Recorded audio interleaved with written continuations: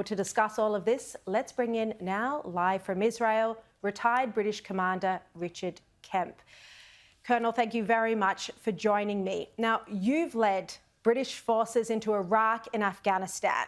Your views, anyone would argue, deserve to be heard. What is your reaction to my revelation that the SBS deleted an interview with you because you were too supportive of Israel?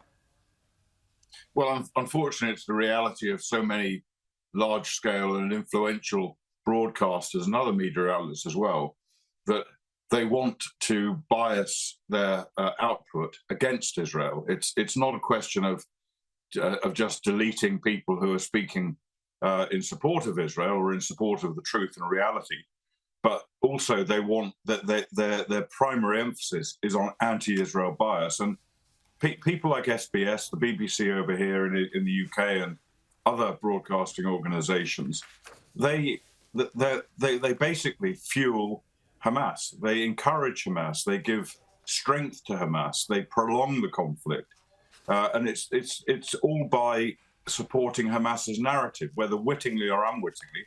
That's what they do, and it's the same with organisations like the United Nations and the International Court of Justice, the International Criminal Court. They're all strengthening Hamas. They might as well be part of Hamas with the bias that they show towards Hamas and against Israel.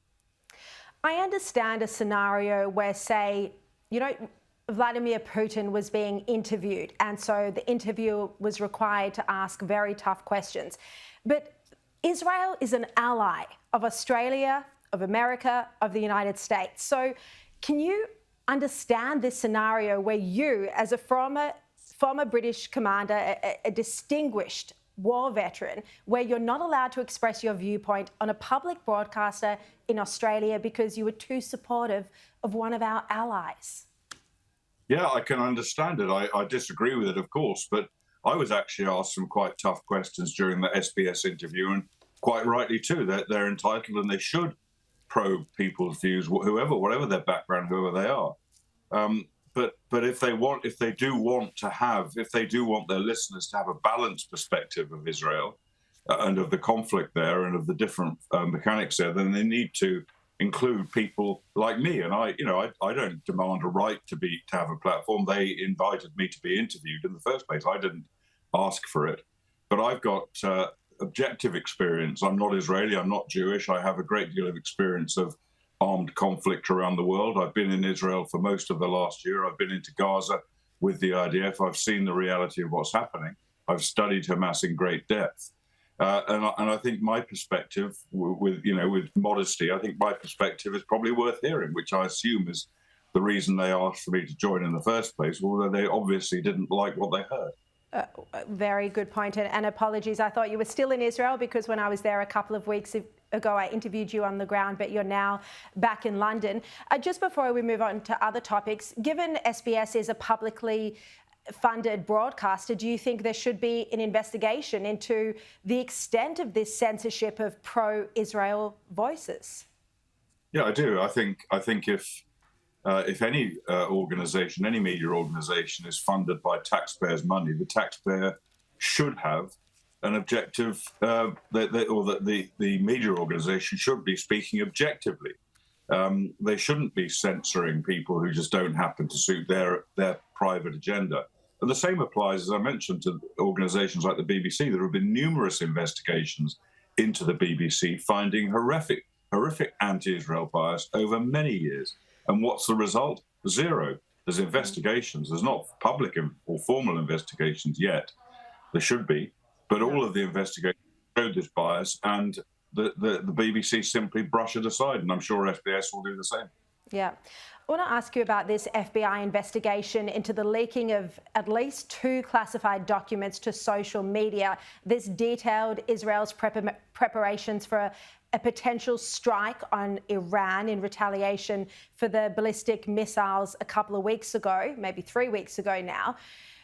Richard, how concerning is this leak of classified material? It looks, we don't know for certain, it looks like it has come from the US end. Yeah, I think it's deeply concerning, and it does show, I think it shows either a desire among certain individuals within the US government organizations to do damage to Israel, either that or gross misjudgment about what is the right thing in relation to trying to what, as they continually discuss it, de-escalate the situation. But it goes beyond that kind of misjudgment and the direct damage of this leak, which is certainly going to be damaging. Israel provides a huge amount of intelligence to the United States, as it does to Australia and the UK and other countries, in relation to threats to our countries. And, you know, when I was in Australia a few years back, it came to light that there was a terrorist plan, an Al-Qaeda plan, I think, to hijack an aircraft from Sydney Airport and crash it. And that was stopped by Israeli intelligence. So if there's damage to the intelligence relationship through leakage, then of course that puts in jeopardy the continued flow of intelligence from Israel. I don't think actually Israel would ever, no matter what any country does to it, would ever deny intelligence, life-saving intelligence to any country, but it's potentially very damaging. Look, we have been expecting Israel to retaliate against those Iranian strikes for a couple of weeks now. It still hasn't happened.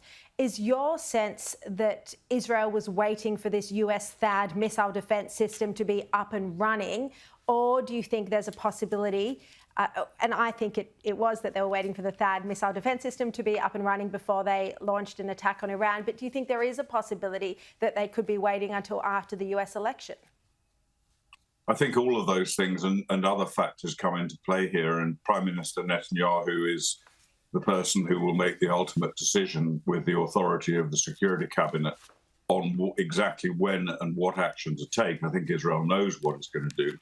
But all of these different factors, like making sure there is enough defense in Israel against a potential large-scale Iranian retaliation, does come into play, as of course does the US election.